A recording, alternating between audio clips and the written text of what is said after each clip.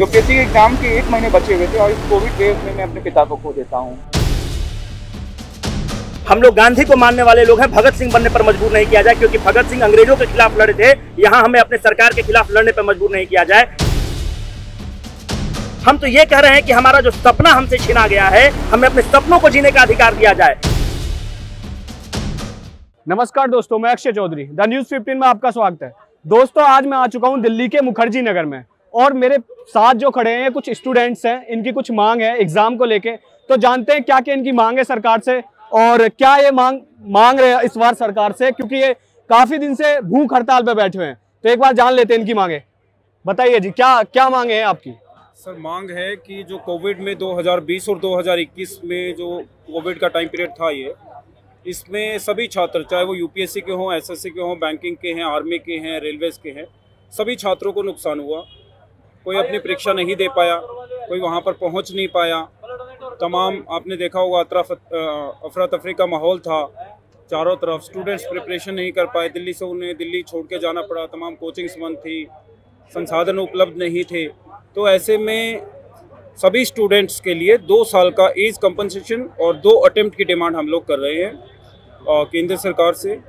और जो हमारे जनप्रतिनिधि हैं, माननीय गृह मंत्री जी अमित शाह जी और माननीय प्रधानमंत्री जी मोदी जी, वो इसमें हस्तक्षेप करें, क्योंकि ये जन समुदाय का मुद्दा है, सभी स्टूडेंट्स के हित का मुद्दा है। तो उन्हें आगे आकर के डिसीजन लेना चाहिए ताकि इन सबको जस्टिस मिले। तो भी जैसे आपकी भूख हड़ताल चल रही है, तो इससे आपको क्या मतलब, आपको अभी तक कुछ लग रहा है, कोई असर है सरकार पे या किसी का कुछ अभी हस्तक्षेप हुआ है या नहीं हुआ है? सर, हस्तक्षेप अभी करंट गवर्नमेंट की तरफ से तो इतना नहीं है, मगर इतना जरूर है कि जब हम लोग जाते हैं लीडर से मिलने के लिए, उनकी तरफ से थोड़ा बहुत हल्का फुल्का रिस्पॉन्स आता है, मगर ऐसा रिस्पॉन्स अभी तक नहीं मिल रहा है कि इन सभी को जस्टिस मिल जाए। तो जी, आपको क्या लगता है कि आप इनके साथ, अब सभी स्टूडेंटों के साथ कब तक आप बने रहेंगे, ऐसी भूख हड़ताल करते रहेंगे? सर, ये गांधी का देश है और हम लोग गांधी को मानने वाले लोग हैं।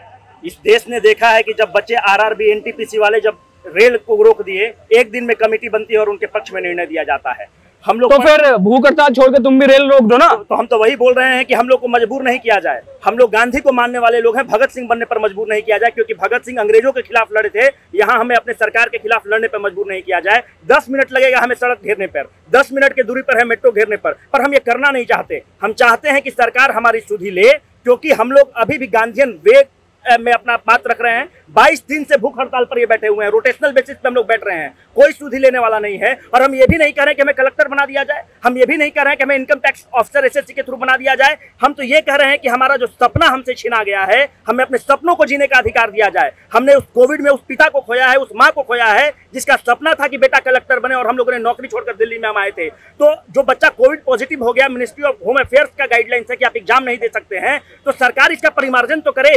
जब यही बीजेपी की सरकार गुजरात में अपने स्टेट सर्विस में दे सकती है, उत्तराखंड में दे सकती है, उड़ीसा में दे सकती है, त्रिपुरा में दे सकती है, तो फिर ऑल केंद्र सरकार की जितनी भी एग्जाम से उसमें देने में क्या जाता है? जब आप रेडी वाले को मदद कर सकते हैं, पटरी वाले को मदद कर सकते हैं, ठेला वाले को मदद कर सकते हैं, बड़े बड़े पूंजीपतियों को मदद कर सकते हैं कोरोना के समय में, क्योंकि आप बोलते हैं कि it is once in a century, तो फिर स्टूडेंट वर्ग अछूता क्यों है? हम तो अपने सपनों को जीने का अधिकार आपसे मांगते हैं, इससे ज्यादा और कुछ नहीं मांगते हैं। हाँ भाई, आप कुछ बोलना चाहोगे?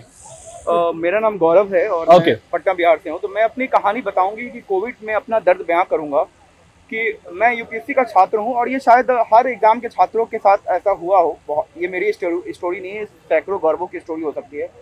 यूपीएससी के एग्जाम के 1 महीने बचे हुए थे और इस कोविड वेव में मैं अपने पिता को खो देता हूँ। अच्छा, तो क्या ये सही समय था? एक मानसिक स्थिति थी एक छात्र की, एक पुत्र की, कि क्या वो अपना सर्वस्व दे पाए उस एग्जाम में जिसके लिए उसने 5 साल लगाए थे? तो ये जाहिर सी बात थी, एग्ज़ाम मैंने दिया क्योंकि वो पिताजी का एक सपना था, हमारा सपना था कि शायद माँ बाप का नाम रोशन करेंगे। हम लोग मध्यम वर्गीय परिवार से आते हैं और इस तरह के एग्ज़ाम, जो सरकारी एग्ज़ाम्स होते हैं, हमारी सफलता की सीढ़ी यही होती है। और हमारी 2 साल इस कोविड के भेंट चढ़ गए, तो हम जो आज अपने लाइफ में पीछे रह गए हैं और हमारे सामने एक भविष्य अंधकारमय दिख रहा है, तो इसका परिमार्जन कौन करेगा? ये हमें सरकार से पूछ रहे हैं कि ये जो छात्र बैठे हैं, आप आत्मनिर्भर भारत स्कीम लेके आते हैं, आप हर किसी की मदद कर देते हैं, आप छात्रों की सुधि क्यों नहीं लेते? छात्र अछूते क्यों हैं इस देश में? छात्रों को क्यों सड़क पे उतरना चाह रहा है? जिसके लिए आपको संज्ञान स्वयं लेना था, आप चाहते हैं कि सरकार बच्चे रोड पे उतरे, हंगामा करें। हम हंगामा खड़ा करना नहीं चाहते, हम चाहते हैं कि तस्वीर बदले।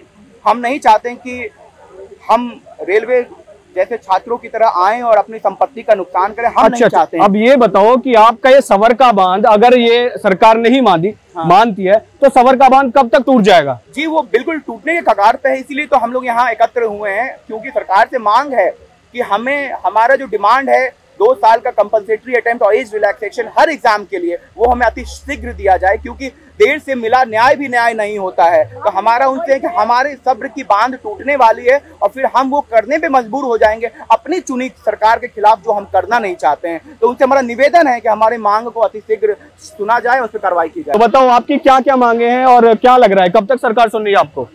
हमारी सीधी सी मांगे हैं कि जितने भी एग्जाम्स हैं यूपीएससी, एसएससी, रेलवे, सारे सेंट्रल गवर्नमेंट एग्जाम्स में 2 साल का एज रिलैक्सेशन और 2 कॉम्पेंसेटरी अटेम्प्ट, क्योंकि कोरोना में हमने अपने सपनों को खोया, बहुतों ने अपने अपनों को खोया।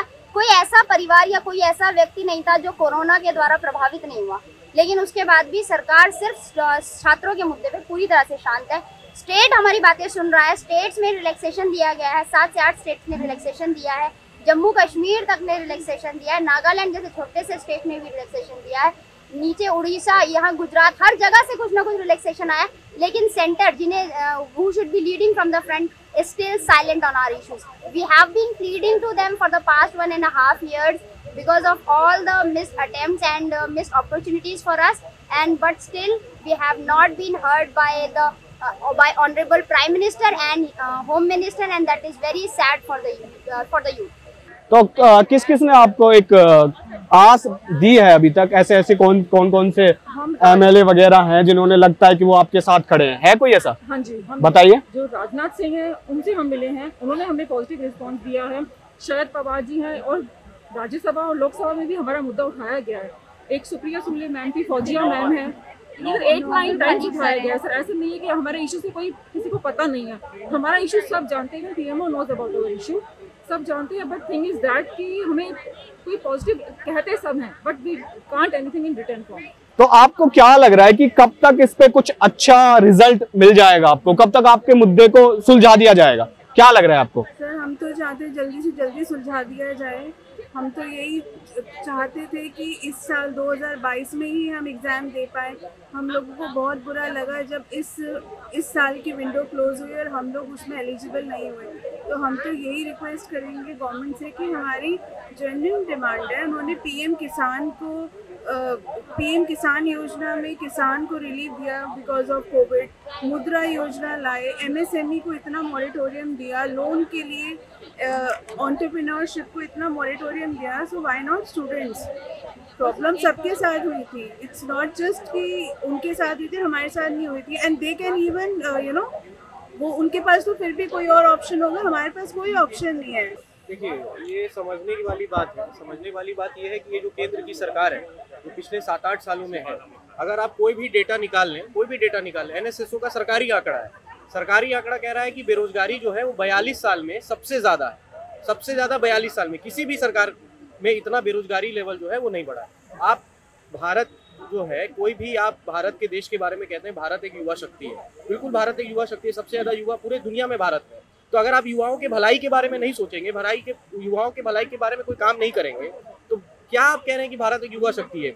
यही सारे युवा जो यहाँ बैठ के प्रोटेस्ट कर रहे हैं, यही तो भारत में जाके आगे पॉलिटिशियंस, ब्यूरोक्रेट्स और साइंटिस्ट और ये सारे बनेंगे। तो आपको क्या लगता है ऐसा कौन सी सरकार है जो युवाओं की तरफ देखेगी? ऐसा लगता है कुछ कि मतलब अभी 2024 में भी इलेक्शन आने वाले हैं, देखिए तो क्या लगता है केंद्र सरकार में कौन ऐसा है अभी हमारे देश में जो युवाओं की तरफ देखे, बेरोजगारी पे बात करे? ऐसा क्या है, लगता है कुछ? देखिए ये सवाल जो है बड़ा सब्जेक्टिव है, इसका आंसर जो है वो एक लाइन में या 2 लाइन में आंसर नहीं दिया जा सकता। आप ये समझिए कि हम युवा जो हैं यहाँ पे बैठे हुए हैं इसलिए बैठे हैं कि हमारे साथ इनजस्टिस हुआ है, इन लोगों के साथ इनजस्टिस हुआ है, ये सरकार से सवाल पूछ रहे हैं। मेरा ये मानना है कि कोई भी सरकार आए देश में, उनसे अगर आप सरकार से सवाल नहीं पूछिएगा, आपने उनको वोट दिया तो आप 10 सवाल ज़्यादा पूछिएगा ना, तो सरकार से सवाल पूछिए। लेकिन ये सरकार, दिक्कत क्या है कि हमारी सरकार जो है वो कान में रुई डाल के जो है बैठ गई है। इनजस्टिस के लिए यहाँ पे 22 दिन से प्रोटेस्ट चल रहा है, लोग भूख हड़ताल पे बैठे हैं, लेकिन सरकार जो है वो ग्रीवेंस को एड्रेस नहीं कर रही है। तो अच्छा ये बताओ, कोई भी सरकार आ जाए, हाँ, केंद्र में कोई भी सरकार आ जाए, लेकिन वो तो छात्रों के, युवाओं के भलाई के लिए काम करेगी ना। और हम युवा जो यहाँ पे बैठे हैं, हम तो अगर कोई भी इनजस्टिस होगा तो हम सरकार से सवाल पूछेंगे। Freedom of speech and expression जो है वो संविधान हमें अधिकार देता है कि हम सरकार से सवाल पूछें।